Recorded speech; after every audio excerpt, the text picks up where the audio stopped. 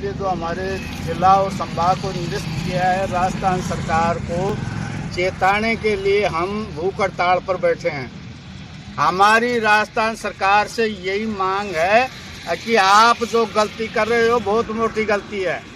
जनता बहुत परेशान है, छोटे छोटे बच्चियां हैं। यहाँ हमारे कॉलेज जो जिला बना था, बच्चों का जो यहाँ IAS और RAS के जो एग्ज़ाम हुए थे उनका सेंटर यहाँ आया था, उन बच्चों को फ़ायदा हुआ था। कांग्रेस सरकार ने, हम मानते हैं कि जाते जाते उन्होंने घोषणा की तो उन्होंने भी तो कोई सोच समझ के घोषणा की होगी। जो 33 जिले पहले थे, बाद में 17 जिले घोषित किए, तो वो क्या अनजान थे या उनको ये मालूम नहीं था कि भाई एक जिले के लिए 200 करोड़ का प्रावधान होता है? तो वो क्या अनजान थे? उन्होंने भी सोच समझ करके जनता के हित में ये फैसला लिया था और 17 जिले घोषित किए थे। और हमारे जो विधायक हैं, वर्तमान विधायक सुरेश जी मोदी, जो शुरुआत से यहाँ जो हम जयपुर के लिए गए थे पैदल मार्च करने के लिए, तो उस टाइम में उन्होंने यहाँ कहा था कि जिले के लिए संघर्ष सन 1952 से चल रहा है। जो देश आजाद होने के बाद में हमारे पहले विधायक थे कपिल देव जी मोदी, जिन्होंने उसका ये उठाया था बीड़ा, और वो लगातार चल रहा था। उसके साथ हम जयपुर गए थे हमारे विधायक साहब के साथ, जो कि उनके पैरों में छाले पड़ गए थे। और उन्होंने यहाँ से जब उठे थे, चले थे, हम सरेआम ये कहा था कि जिले के लिए कोई पार्टीबाजी नहीं है, सबके हित की बात है, सबको चेताया था, सब हमारे साथ हैं। उस टाइम में बाजोर साहब कहाँ गए थे?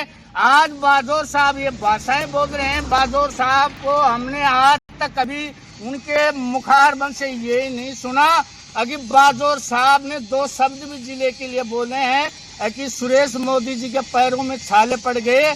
क्या उन्होंने भी कभी मांग उठाई है जिले के लिए? वो ऐसी भाषा बोल रहे हैं कि सुरेश मोदी जी ने कमेटी के सामने मांग नहीं रखी, वो नहीं रखी। ये सिर्फ गुमराह करने वाली बात है। और हम तो इस सरकार को ये चेता रहे हैं कि कहीं ऐसा न हो आप आवेश में आकर के, हम ये नहीं कहते आप किसके बहकाव में आकर के आपने जिला निरस्त किया है। हम तो आपको ये चेता रहे हैं कि 1 साल गया, ये दूसरा साल चल रहा है, 3 साल बाकी हैं। हमने हमारी आत्मा में मोड़ के गांठ दे रही है, कहीं आपके बीजेपी की खाली वो पेटी नहीं जाए यहाँ से। ये हमको चेताना चाहते हैं आपको। आपके हाथ में कलम है, आप ऐसे घुमाते रहो, लेकिन जनता जवाब देगी जब चुनाव आएंगे 3 साल बाद में।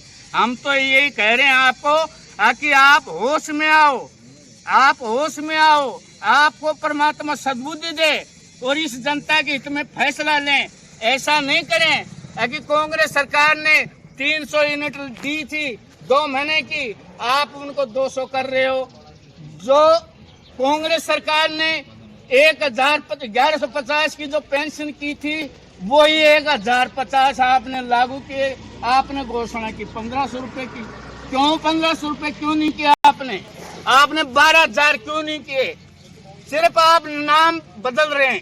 पहले राजीव सेवा केंद्र था, अब अटल सेवा केंद्र कर रहे हैं। ये कोई होने वाली बात नहीं है। विकास का काम आज तक आपने एक भी नहीं किया। हमारी जो जनता है नीमका थाना तहसील की, उसके साथ में यह अन्याय हुआ।